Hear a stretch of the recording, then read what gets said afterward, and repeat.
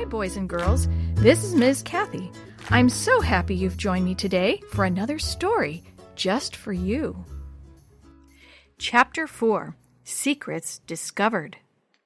I don't understand, Jenny said later that day. We have been all over this house. We have been upstairs and down. We've looked in the kitchen, dining and sitting rooms, hall and bedrooms. We've even searched the bathroom. Give me 2 reasons why we should keep on searching. First, the Bible is still missing, DeeDee said as they climbed the stairs at the end of the hall. We have a responsibility to find out what happened to it. We know neither of us took it, and it's pretty sure that Mom didn't take it. Grandma's sick. She couldn't have taken it. Marcus was gone. Where did it go? It had to go somewhere. I realize that, but second, I really think the Bible is still in this house. There's something about this house that tells me it still has a lot of secrets we haven't uncovered yet. They stood at the top of the stairs and looked at the hallway facing them. 3 closed doors faced them on either side of the hallway. A fat pot-bellied stove commanded the center of the room. At the far end of the room stood the tall cabinet and small door that was the dumbwaiter. I think you're right about the secrets, Jenny said, staring at the room, but where do we start? How do we discover them? Well, what would real detectives do? DeeDee asked. I guess they would look for clues. Jenny nodded. Right. I guess we should look for something that is out of the ordinary, something that is different. I think, DeeDee said, that this house is just full of secret passageways. Well, what are we waiting for? Let's try to find them, Jenny said. Where do we start? DeeDee had the answer. Let's start in Grandma's room. The 2 girls went into the first room on the left. It was fixed up like an old hotel room. A high, full-sized bed stood in the middle of the room. The old wallpaper had yellowed, and the paint on the closet door was beginning to peel away. The girls' sleeping bags were laid out on the floor on top of the thick throw rug. How about a tunnel? DeeDee asked, one eyebrow raised. She grinned. No, I don't suppose there would be a tunnel on the 2nd floor. But what about a tunnel in the wall, or in the ceiling, Jenny said. As if answering herself, she opened the door to the closet and walked in. The closet was empty, and she looked up at the ceiling. It looks like there's an opening up there, but it's really too dark to tell if it goes all the way through. It seems like this would be a good place to have a secret passageway. DeeDee looked at her. You'll need a chair to reach the ceiling, she said, looking around for one.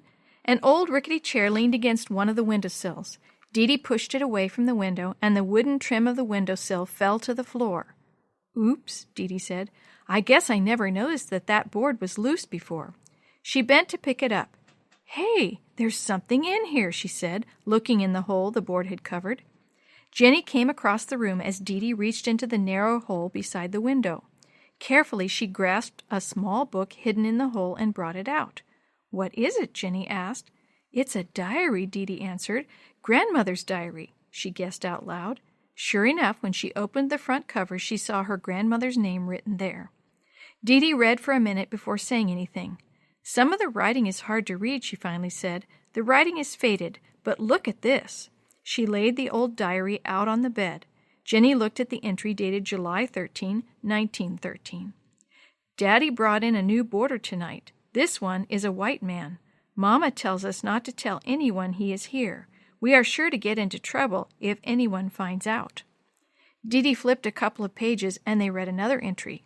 I used my secret passage and checked on the strange white man. His name is Albert Morgan, they says. Mama seems afraid of him, but Daddy is taking right good care of him.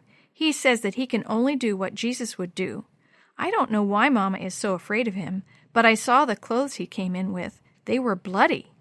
I don't know if he is a good man or not, because he has had the fever and hasn't said or done anything since he came.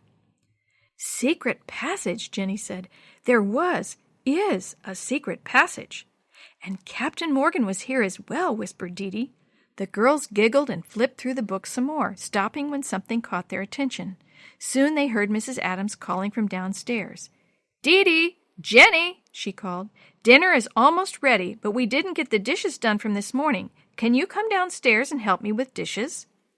DeeDee looked at Jenny and sighed. We'd better go, she said. Well, the diary has waited for this many years, Jenny said. It can wait another half an hour. DeeDee and Jenny got up from the bed and started out the door. Suddenly, Jenny stopped. Just a second, Jenny said. My mom just got me this new watch. I don't want to get it wet. She slipped the watch from her wrist and dropped it onto the top of her suitcase. DeeDee and Jenny went downstairs and joined Mrs. Adams in the kitchen. They did dishes while Mrs. Adams and Marcus fixed the evening meal. By the time they were done washing, drying, and putting away dishes, dinner was ready. "Have you girls used the house key?" Mrs. Adams asked after Marcus asked the blessing. DeeDee shook her head. "No." Marcus frowned. "I left it on the table in the sitting room. I went to put it away. It was gone." Jenny and DeeDee looked at each other. "You'll know it if you see it," Marcus said. "It's a gold key on a little chain. It belongs to Grandma, so keep your eyes open for it." "How is the hunt for the Bible going?" Mrs. Adams asked. DeeDee shook her head. "No luck yet, but we are hot on the trail." Mrs. Adams smiled. "Well, let me know when you have the treasure in hand." The girls nodded. "It's a deal," Jenny declared. Since they went to the store with Mrs. Adams after dinner, Jenny and DeeDee forgot about the diary until they opened the door to their room and turned on the light. There it was, still lying on the bed. "Let's see what else we can find in Grandmother's diary," DeeDee said. "Just a minute, DeeDee." Jenny stopped to think. "Where did I put my watch? Oh, I remember, right on top of my suitcase." "Oh, no!" "What is it?" DeeDee asked, turning around. Jenny stood over her suitcase, her face as white as a sheet. "My watch," she moaned. "It's gone."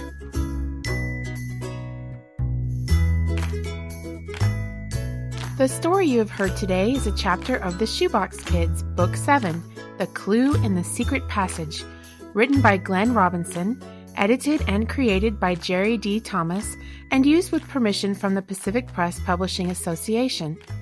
If you're interested in any other books published by the Seventh-day Adventist Church, please visit AdventistBookCenter.com or call 1-800-765-6955. This podcast is a production of the Carolina Conference of the Seventh-day Adventist Church.